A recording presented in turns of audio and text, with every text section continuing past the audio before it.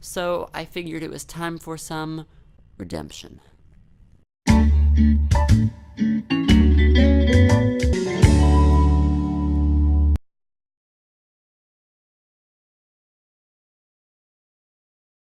Hello everyone and welcome back to my channel.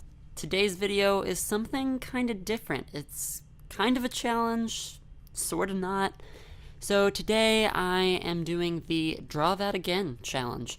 So if you haven't heard of this challenge before, you just take an old piece of work that you've done before and you recreate it in a different way, maybe a different medium, maybe just different color schemes. You just recreate that piece, try to show how you have adapted as an artist. So today's piece you might recognize if you've seen other videos in my channel.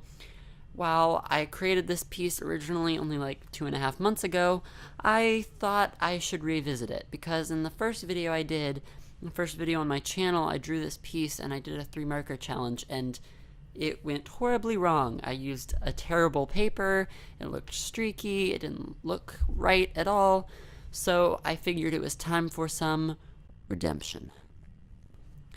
So I decided to do a marker Copic illustration. Like my other version of this piece, I did do an alcohol-based marker illustration, but I used my touch new markers. This time I decided to bump that up a notch and use my Copic markers. I recently bought a ton of Copic markers and a ton of Copic skin tone markers, so I decided to really use that to the fullest.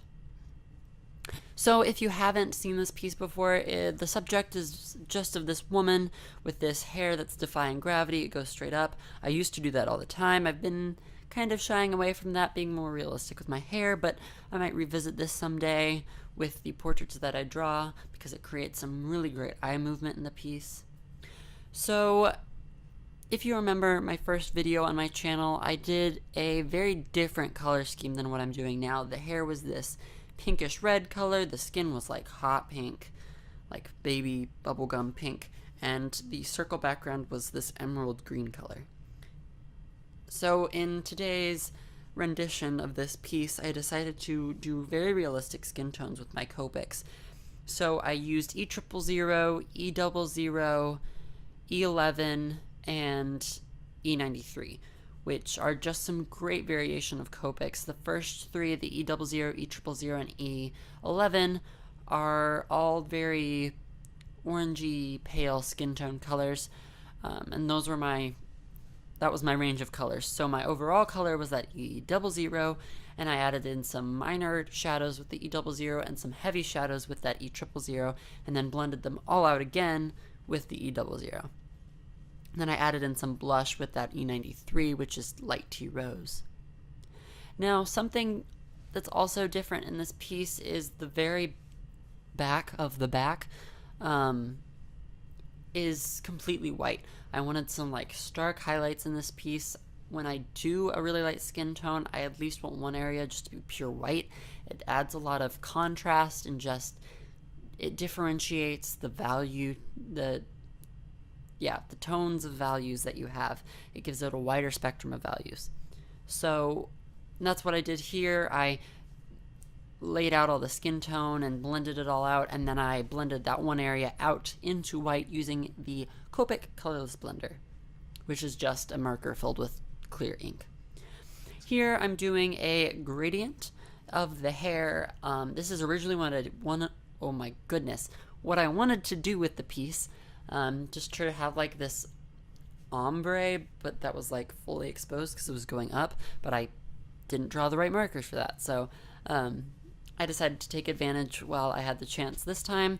It didn't turn out too well. It was weird because it was such a wide area to fill with my Copics.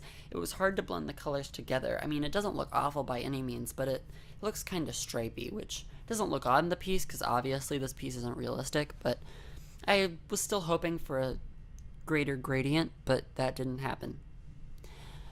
And then I'm going in with this blue Copic marker, which I just purchased. I was so happy. I finally have a blue color because I hate warm colors, and for some reason that's all I had. I had like 12 different warm Copic colors, and now I finally have a cool blue. So that's very nice. And it's really deep, so it adds a lot of contrast to the skin of the subject. So I just go in, fill this circle. When I copied this piece, I had the line work on a digital file. For some reason the circle wasn't in there, so I printed it out and didn't have the circle there. So it was kind of weird. I had to draw the circle with the Copic markers, which ended up giving it this weird like tonal gradient because the inside was lighter than the outside, because I had to go over the outside a couple times to get it to be a smooth circle. So it looked a little strange, but it kind of worked with the piece because it kind of framed the piece with the tonal values. So I'm finishing up the circle. It does look a little wonky. It's kind of more of an oval when I finish it, but it's okay. And in the original piece, if you remember, I did a full circle around it, a full, oh my goodness, a full black line, what is it called? Fine lining. I fine lined the circle, so it's a whole black line all the way around. But I decided not to do it this time. I just wanted it to be a little cleaner. Some nice lineless. I like incorporating lineless areas into a lined piece. It just adds a lot of contrast and some depth to the piece. So here I'm just finishing up her features, adding some color to the lips with that R39 Garnet, and then I go in with a white gel pen to outline her against the background just to make her stand out and pop.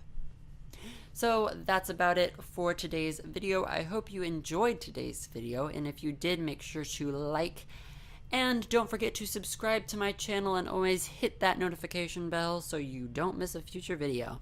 And like always, comment in the comment section below if you enjoyed today's video, if you want to suggest ideas for new videos, or if you just want to chat.